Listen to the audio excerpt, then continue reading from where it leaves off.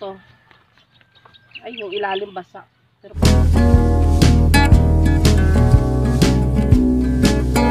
araw sa lahat, may adlaw sa tanan, ug barjon adlaw sa Junhurot mga kaindi mga kadodong. So ngayon samahan niyo na naman po ako.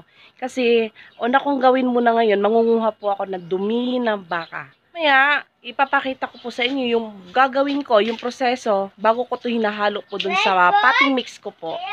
So tara samahan niyo po ako. So mga kadodong mga kaindi, andito na tayo sa tinatawag naming bukid. Eto, sobrang init. Kaya maghahanap po ako ng dumi ng baka dito. So, ando na sila bunso sa may ano, oh. Sobrang init. So, ako na lang muna dito sa arawan. Hahanap ako ng tuyo. Puro bago pa lang eh. So, ayan si bunso at saka yung cameraman ko kasama ko ngayon. Kasi ang init dito, Diyos ko. Rest ko po dito sa lilim. Bunso! Yeah. Simulan na natin.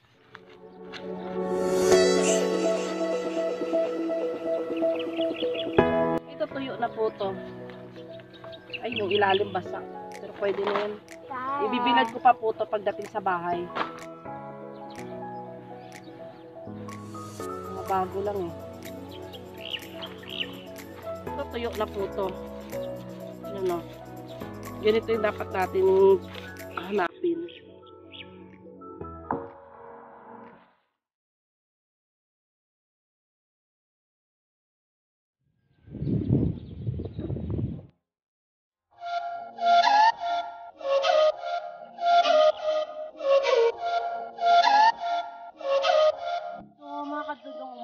Kung maaari ako kunin nyo yung tuyo na po. Kasi itong katulad dito tuyo, mas magaan po ito buhatin. Hindi katulad ng basa, mabigat. Saka kung may pagpipilian naman po, okay naman po yung basa kasi patutuyuin rin naman po natin.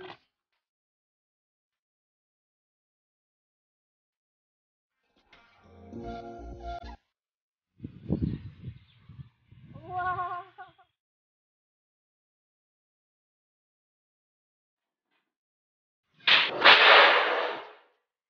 Ayan, nakapagpahinga na kami konti. Ang gagawin natin, lalagyan natin dito yung yero para mas mabilis siya matuyo. So, ibibilad lang natin siya. Tang natin. Maganda kung madurog natin eh. Para mas madaling matuyo siya. So, kung kaya nyo durugin nyo na po. Tuyo na to eh.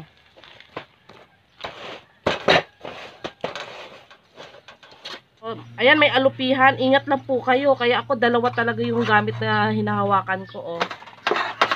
Kasi may mga ano po, mga hayop tulad yan, alupihan. Kamahawakan nyo po. Okay. Mamaya, antayin na lang natin matuyo to. Hindi ko sigurado yung araw. Kaya po, tanghali ako pumunta dun sa bukid. Kasi akala ko uulan kanina. Pag nabasa po ng ulan to, mahirap na naman kunin dahil basa. So, minadali ko. Eh ngayon, hindi ako sigurado sa panahon para siyang makulimlim. So sana mapatuyo ko to sa maghapon kasi bukas patutuyuin na naman po natin to. Pakita ko po sa inyo yung proseso para madaling madurog. Mga kainday, medyo umano na yung araw natin. Ayan, kita nyo anino ko. So ngayon, ang gagawin ko niyan, aalisin ko yung mga napulbo na. So bibistahin ko po yan, tapos yung buong matitira, yun po yung dudurugin. Pag hindi madurog, may gagawin ako. Tapos babasain ko, ibibilad ko po ulit. Siguro po nagtataka kayo kung bakit kailangan pino po yung natin, dumi ng baka. Kasi po naranasan ko na po yung hindi siya pino, yung buo-buo. Tapos ang nangyari, nagulat ako nung hinalo ko siya dun sa mixture, sa potting mix ko. May tumubo pong mushroom. At hindi lang po mushroom, may tumubo pang mga damo-damo. So doon sa pinuntahan kong farm, nakita ko po yung proseso nila. Pinipino po pala talaga dapat siya. Sa tingin ko rin kasi para mas maigi siyang humalo sa mixture ng lupa natin. Kasi mahirap na po pag tinubuan ng mga mushroom na yan. Baka maya yan magkaroon ng ponja yung halaman natin. Kasi po may mga nabili po akong halaman na may yung nilagay nilang mga dumi ng baka, buo-buo po. So yun nakita ko, nagkakaroon siya ng amag. Yun pang iiwasan natin. So ito may planggana ko sira na, kaysa itapon ko siya, pakikinabangan ko na lang po muna. Diyan ko lalagay yung binistayan ko, tapos lagyan ko na lang ng sako para hindi matapon yung laman. Ayos lang natin ito.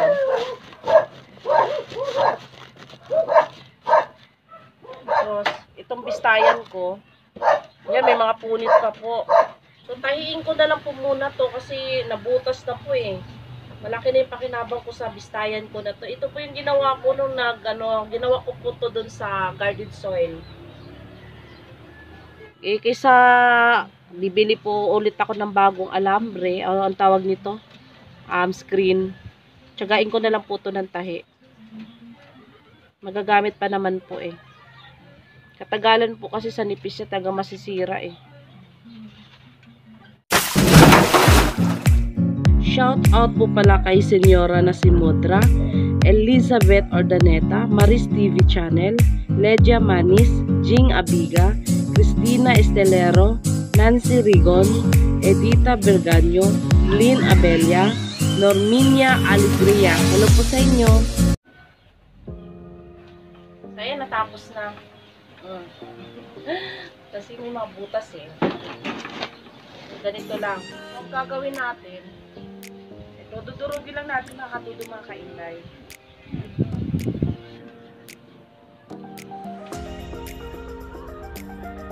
So, anuin lang natin.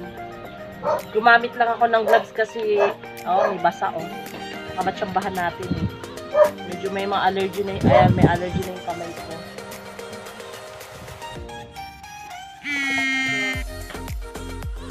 Hindi mo malalaki, ilalagay ko dito para patuyuin ko ulit bukas yung bilad ko. Ginawa ko lang po to para makapag-harvest na tayo. Yung pino. Yung mga nadurog na sa ilalim eh. Yan o.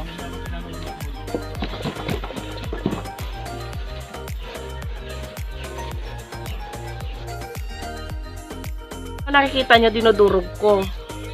Pag yung matigas, huwag din ang pilitin yan. May gagawin tayo dyan. Medyo matrabaho lang po. Ibibilad natin ulit yan. Yan po yung nakuha natin. Pero ibibilad ko pa rin po to kasi. So, ito ginawa kong ganito kasi pang sarili ko lang naman tong gamit. Konti lang.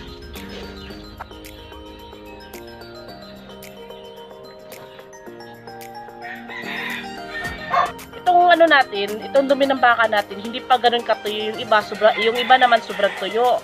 Ang inaano ko, kaya ko siya po binibistay agad para maibukod ko tong pino tulad dito Kasi pag nakahalo dyan, mas matagal po sila matuyo, mas matagal yung proseso. So, unti-untiin ko na lang kasi may pino na ito yung kailangan natin ng pino. Mabuo na to, matigas po to. Huwag ko na pangahasan to, ilalagay ko na lang po to sa sako. Ibibilad pa natin ito. So, kunin ko lang yung mga matitigas pa sa ibabaw. Matipilo pa yan. Kaso basa siya. Kailangan ibilad.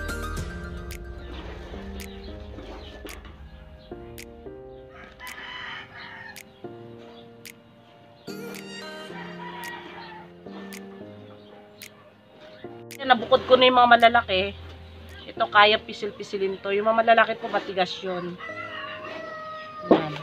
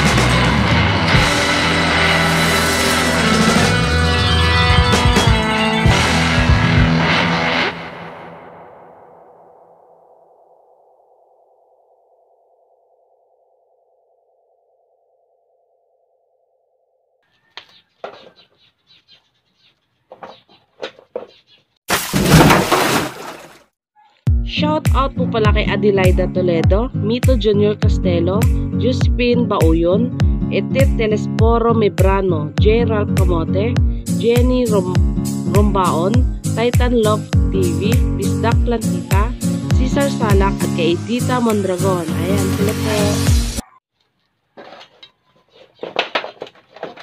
Tingin ko mas madali siyang galituhin.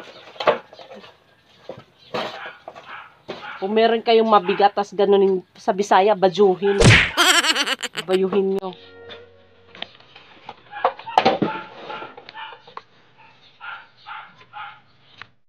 Magsuot lang ako nito para mas dali siyang piratin. Hindi masakit sa kamay. Medyo maano kamay ko ngayon, may mga allergy. So, sa mga nag-iisip dyan na kadiri, hindi po siya kadiri kasi pag nandito po kayo ang maaamoy nyo, alam niyo yung damo. Damo lang na parang binulok. Gano'n lang po yung amoy niya. Hindi po siya mabantot. Mas nangingibabaw po yung amoy ng damo. Gano'n lang nga po na gano'n.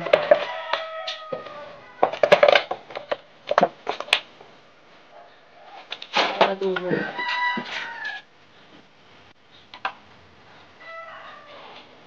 Siguraduhin natin basak sila lahat. Madali po kasing madurog to pag babasain, patutuyuin, babasain. Dudurog po to.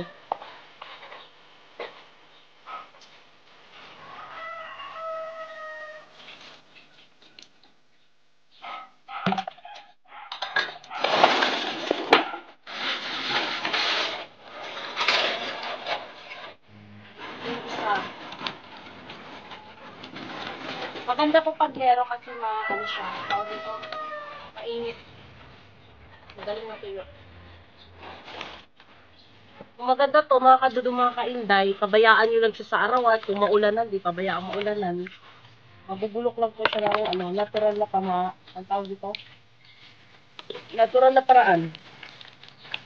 Kasi pag nakita niyo po to dun sa pinagkuhanan ko, yung mga matagal matagal nang dumi doon, nauulanan, naaarawan.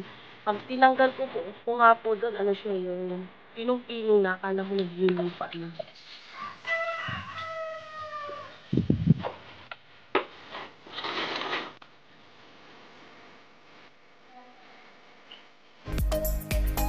Hayaan natin siya lagi na sa arawan lang, maulanan, arawan kasi magandang magbulok po nito. Nasa arawan sila. Mapansin nyo, hindi po lahat ng kinakain ng baka nadadigest nila na maayos. Ayan, nakita nyo, may mga buto-buto, tumutubo. Tapos pansinin nyo po yung mga dumi ng baka, nilagay nyo sa halaman nyo po. Meron pang mga damo-damo, mga weeds. Ayan. Yan po, buto po yan. Galing po sa dumi ng baka yan. Hindi nila nadadigest ng tama yan. Tapos tandaan nyo po, itong dumi ng baka, pag fresh pa po to, mga nakahalong ng mga pathogens. Alam nyo mga pathogens, ito po yung sinasabi na, sana tama yung pagkabanggit ko, Escherichia coli, tapos mga salmonella. Tapos mataas po ito sa ammonia, yan. Kaya kailangan po natin siya, tama po yung natin dito, pagpapabulok. So, po to ng ilang araw bago mabulok po sa totoo lang. Yung nauna ko pong, hayaan lang po natin to. Gaya na sabi ko, hayaan natin nasa arawan. Kahit maulanan po to, okay lang. Tapos lagi pong hahalukayin. Mahaba po yung proseso nito. May nabistay na po tayo. Ito So ito, kailangan lang natin ito siyang paarawan lagi. Kailangan, alam nyo ba pag pinarawan ko to, ang init po talaga nitong natin, nabistay na dumi ng baka, ayan Patutuyuin po natin siya dahil kailangan po natin patayin yung mga pathogen na yan, yung mga buto-buto, kung may mahalong mga buto-buto. Kaya po binistay ko para walang mahalong mga buto-buto. So purong na yan, purong dumi ng baka na mga yan. Ayan kung makikita nyo, damo na kinakain nila. So, kailangan sterilize po siya. Yung iba, pa nila to niluluto pa nila sa high temperature So, ito paarawan ko lang para pwede na po siyang gamitin. Kasi, iwasan nyo lang po yung maglagay na katulad ditong buo-buo. Yung nga sabi ko sa inyo, nung ginamit ko to sa halaman ko, nagkaroon ng mushroom, tapos may mga tumutubong mga damo-damo po. So, kailangan siyang bulukin talaga. So, ito, anuhin ko lang to. Antay ko lang araw, tapos ipapakita ko sa inyo kung paano po to ang paggamit. Mga kadudungog, baka kainday hapon na ngayon. So, di ba kahapon binasak ko to. Kaninang umaga binasak ko ulit, tapos ito na siya. Mainit sa maghapon, hinalukay ko siya ng hinalukay, so tuyo na yung ilalim. So, ayan o, nakita niyo yung dumi niya. Ayan o, madali na po siyang durugin. So, kung gusto niyo nang maggamit dito, pwede niyo na pong bistahin. Pero kung hindi naman, pwede pong i-stack niyo lang siya dito. Pabayaan niyo lang mag-araw, maulanan. Tapos halukay-hulukayin niyo lang para matuyo. Ayan o, meron na o. So, ang gagawin ko dito, bibistahin ko ulit para may magamit na ako. Tapos, pag nabistay, ganun ulit ang proseso. Patutuyuin ko siya, paarawan ko siya para mas maganda kung mapatay natin yung mga buto-buto dito. Gaya na sabi ko, yung mga weeds dito, yung mga iba pang nandito. Ito na po yung ano natin. Ready for ano na to. Ready for use, Diyos. Ready to use, ganun ba? Ito, pwede ko na pong gamitin ito sa halaman. So, ito may kusot ako dito. Bago ko po sa inyo aanuhin, ako muna, aaralin ko muna. Kasi fresh pa yung kusot, pero akasya tong kahoy na to. So, ang ginawa ko, pinaarawan ko muna siya. Ipoproseso ko siya para mabulok. Ito siya, pwede nang gamitin to, ayan. Napaarawan ko na to, na ano na natin siya. Pinapatay na natin yung mga nandyan, mga pathogen na yan. So, pwede na po tong gamitin. Shout out po pala kay Josephine Villanueva, Alan Levy, Halorina, Tess de la Crocelasis, kay Elsis Flora, Ashley Ren, Louise, Rositz, Carpena, Chris and Ross Vlog, Christian Journeys PH, Mihon 22, Cesar Salak. Ayan, sa mga nagpapa-shout out po, ate-ante lang po. Thank you!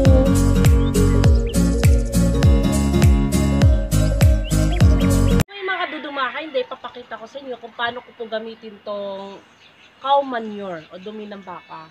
So, ito yung tanim natin. Ito, maliit po yung paso ko dito. So, ibubudbud ko lang siya ng ganyan. Maliit po yung paso, iriripat ko pa po itong Sansevieria ko na to eh. So, kailangan ihahalo lang natin siya sa lupa. Ganito rin po ang ginagawa ko sa mga vermicast pag naglagay ako. Ihalo. Kailangan ibubudbud nyo po sila malapit sa ugat. Ito, ano ko, deliciosa. Sample ko sa inyo itong Monstera Deliciosa ko kung paano ko siya lagyan. So, ganito ang gagawin. Ano, bubudbud lang natin siya malapit sa ugat. Ito po, ano na, compost na po ito, ano natin.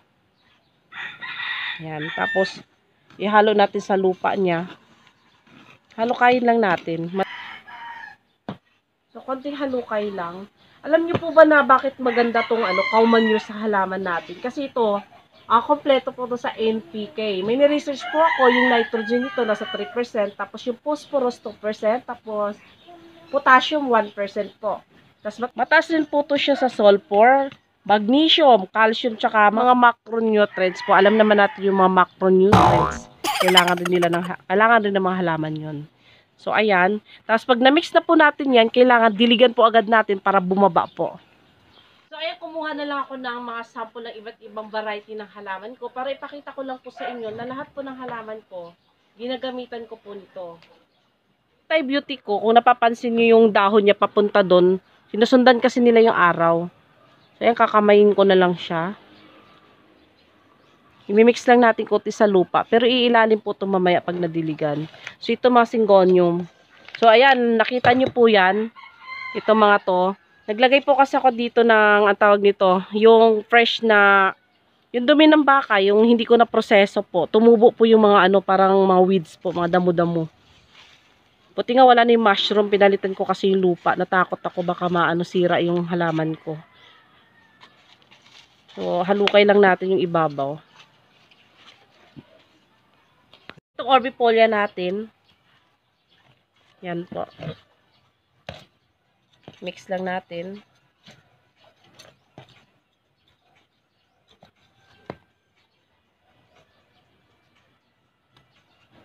Ito syngonium na pink splash.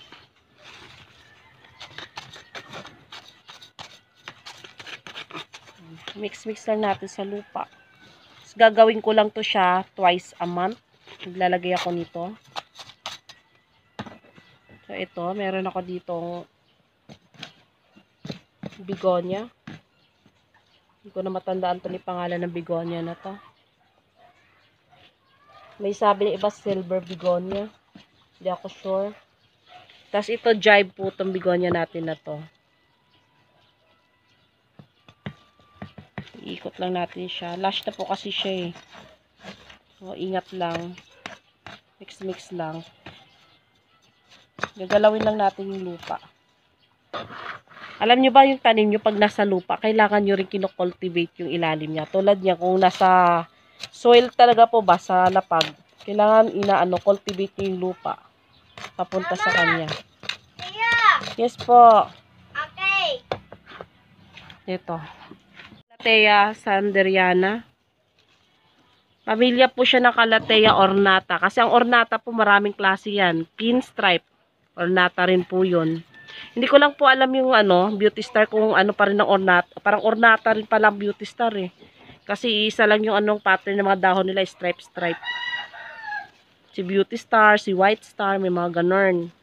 Calathea. Pero kung may papa-unpair na, ngayon pansin nyo pag diniligan ko.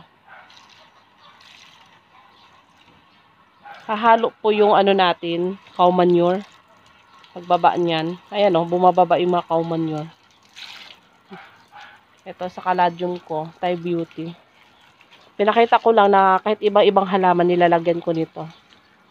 Yan, di ba? Humahalo, nawawala yung cow manure. So, pag diniligan natin, ayan umiilalim yung cow manure. So, kailangan ganito ang gagawin nyo. Pagkalagay ng cow manure, diligan nyo talaga para humalo siya sa lupa. Tapos pwede nyo pong ihalo sa mixture yung cow manure na yan. Halo nyo sa potting mix nyo, pwede naman po.